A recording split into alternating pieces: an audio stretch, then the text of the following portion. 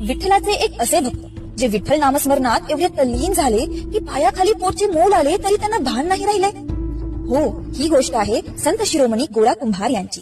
आषाढी एकादशी निमित्त मी शिद्दत काव्यांजली घेऊन येत आहे श्री हरी विठ्ठलांच्या संतांची संत गाथा. आणि संत गाथामध्ये आजची गोष्ट आहे संत गोरा कुंभार म्हणजेच गोरोबा काका यांची.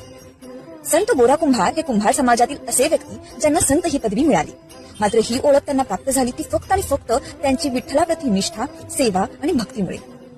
श्री संत गोरा कुंभार इसवी सन 1267 ते 2317 हा त्यांचा जीवन कालावधी. त्यांचा जन्म पंढरपूर जवळील तेरे ढोकी येथे झाला.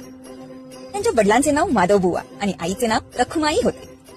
त्यांचे कुटुंब धार्मिक वृत्तीचे तसेच काळेश्वर या ग्रामदैवताचे उपासक होते. त्यांच्या वडिलांना 8 अपत्ये झाली, पण दुर्दैवाने ती फार काळ जगली नाहीत. एक अशी आख्यायिका आहे की गोरा कुंभार यांनी